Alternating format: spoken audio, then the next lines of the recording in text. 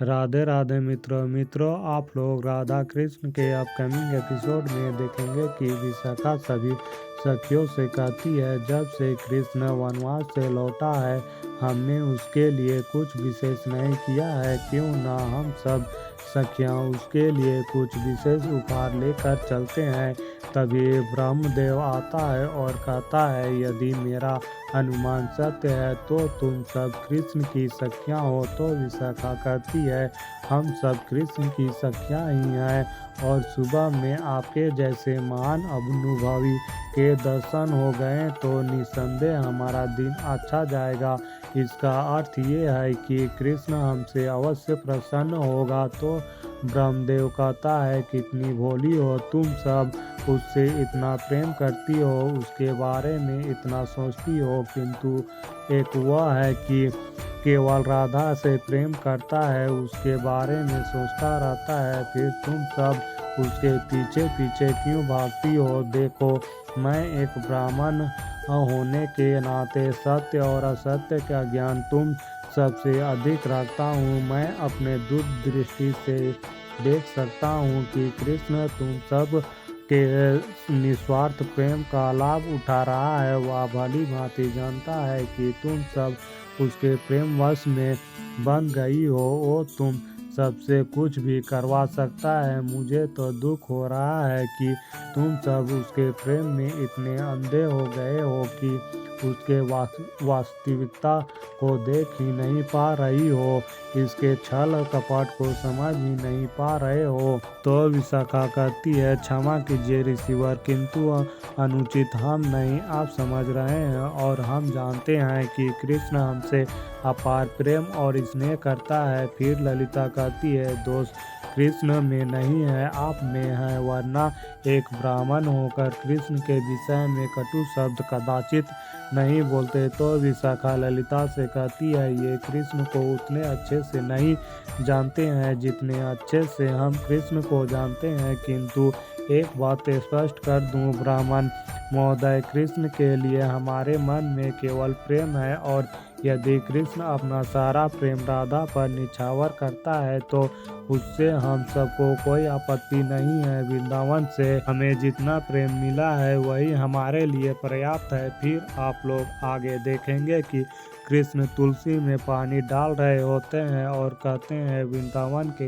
इस पावन धारा को मैंने और राधा ने बड़े प्रेम से सींचा है। ब्रह्मदेव यहाँ के वायु में, यहाँ के धारा में, यहाँ के कण कण में प्रेम है, इसलिए चाहे वो वृंदावन वासी हो या हमारी सखियाँ हो, उनके हृदय और आचरण में आपको केवल प्रेम ही मिलेगा। तभी वहाँ बलराम आता है और कहता है, कृष्ण मैं तुम्हें सारा वृंदावन में खोज लिया और तुम यहाँ हो, क्या कर रहे हो। तो कृष्ण कहता है, बस हमारी वृंदावन की भूमि को सींच रहा हूँ, वो भी बड़े प्रेम से हो सकता है कल जाके किसी के मन में कटु भाव लेकर यहाँ पहुँचे तो उसकी भी कटु भाव प्रेम से परिवर्तन हो जाए। हर भाव में प्रेम परिवर्तन होना चाहिए, हर मन में प्रेम से भरा होना चाहिए। तो बलराम कहता है, ये सब ठीक है, अब घर चलो, मैया सुबह से ढूंढ रही है। तो कृष्ण कहता है,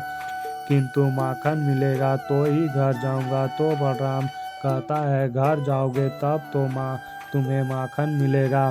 फिर आप लोग आगे देखेंगे कि ब्रह्मदेव और सखियों को कृष्ण के विरोध करने में असफल हो जाते हैं तो कहते हैं, अपने तथ्य को सिद्ध करने के लिए मुझे इस वृंदावन में एक ऐसे व्यक्ति की आवश्यकता है जिसके हृदय में प्रेम का नहीं अपितु विष का वास हो, और यह कार्य कोई कठिन नहीं है।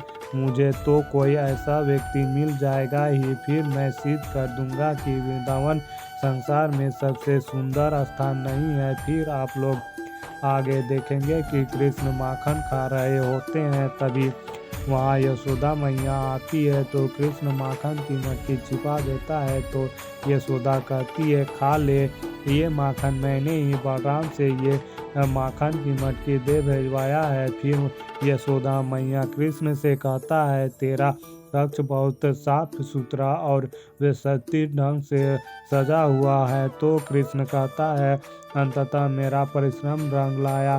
तो यशोदा मैया कहती है, किंतु मैंने तो राधा को कक्ष की सफाई करते हुए देखी थी। तो कृष्ण कहता है, कभी कभी राधा भी सहायता कर देती है। तो यशोदा कहती है, राधा के विषय में तुम्हारा क्या विचार है? तो कृष्ण कहता है, इस विषय में गहन चिंतन करना होगा, उसके पश्चात ही कुछ बताऊंगा मैं। फिर आप लोग आगे देखेंगे कि ब्रह्मदेव एक गोपी के द्वार में भिक्षा मांगने जाता है। तो गोपी कहती है, बताइए ब्राह्मण महोदय, मैं आपकी क्या सेवा कर सकती हूँ? तो ब्रह्मदेव कहते हैं, हो सके तो मुझे भिक्षा दे दो। तो गोपी कहती है, केवल भिक्षा क्यों, आप भीतर पधारिए, हमें भी सेवा का अवसर दीजिए, थोड़ा जलपान ग्रहण कीजिए, फिर प्रस्थान कीजिएगा। तो ब्रह्मदेव कहते हैं, इन सब की कोई आवश्यकता नहीं है, बस थोड़ी सी भिक्षा मिल जाए मेरे लिए पर्याप्त है। तो गोपी कहती है, जैसी आपकी इच्छा।